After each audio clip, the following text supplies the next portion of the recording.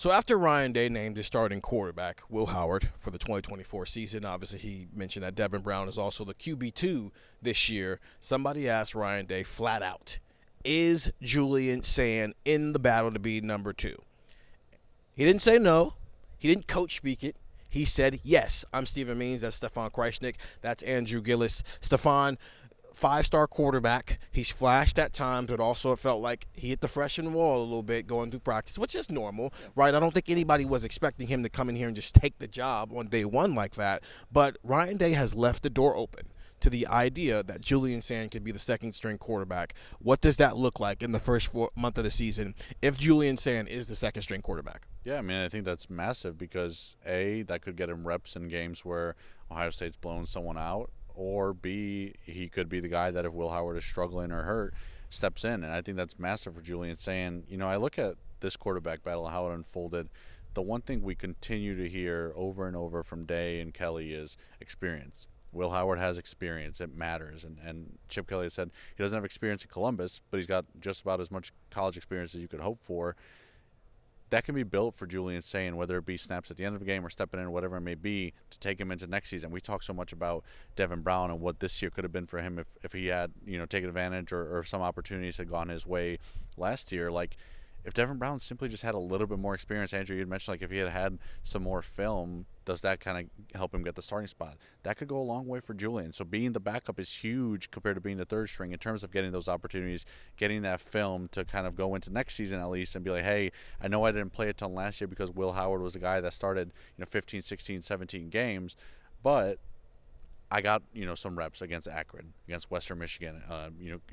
Could he get reps at Michigan State? Like, that all goes a long way to say, hey, look at this film. Yeah, I was only a freshman with not much playing time, but going into year 2, I've shown you, at least in spurts, that you can trust me to be starting quarterback for 2025.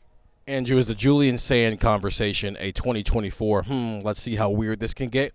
Or is this something we put a pin in and we come back to it in January when they're going through this battle all over again?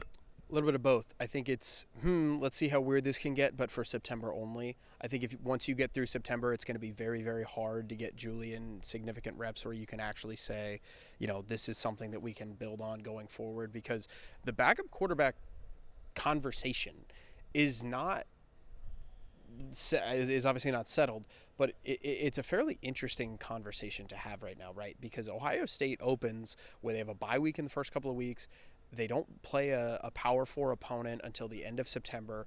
There's not this buildup that you have had in previous years. Last year, they had a Big Ten road game, then you go to Notre Dame in a couple of weeks. The year before, they open against Notre Dame. The year before, they open at Minnesota, and they come home and they play Oregon.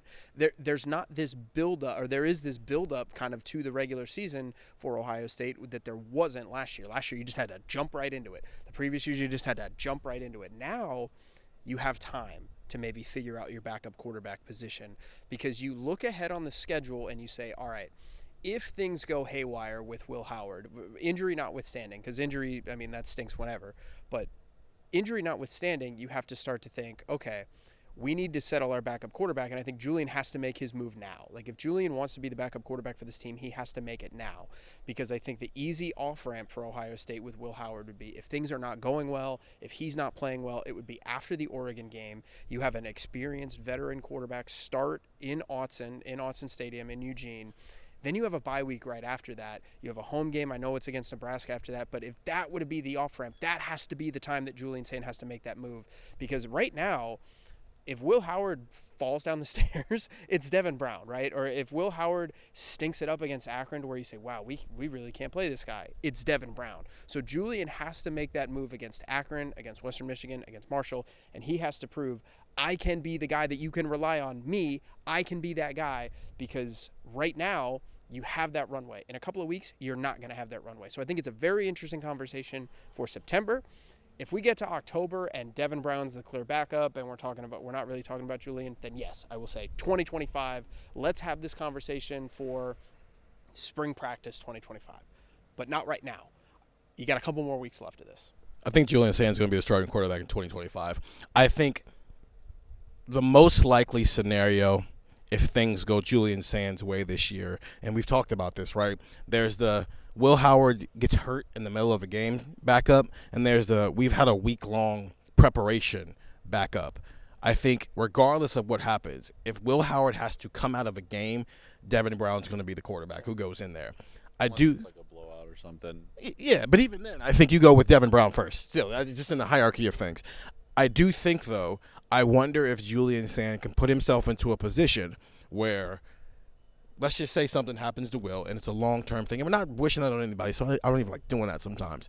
But you're going into the next game, whether it's Nebraska, whether it's Oregon, whether it's Penn State, whether it's the Marshall game later this year. I think if you have 5 days to prepare, I'm wondering if Julian Sayin can put himself in a position where he's the guy who's the starting quarterback the next week, even if Devin Brown finished off the game that last week. Because Ryan Day has said a lot of good things about Julian Sayin that he didn't have to say. He could hose down the fire. And he's not doing it. He's kind of fuming the flames a little bit. I'm Stephen Means. That's Stefan. That's Andrew Gillis. That's Stefan Krajisnik. I don't know why I didn't say your first name, last name. It was weird. It was a weird thing to do. But get the text 614-350-3315 and go listen to Buckeye Talk wherever you find podcasts. We'll continue to have that conversation there. See ya.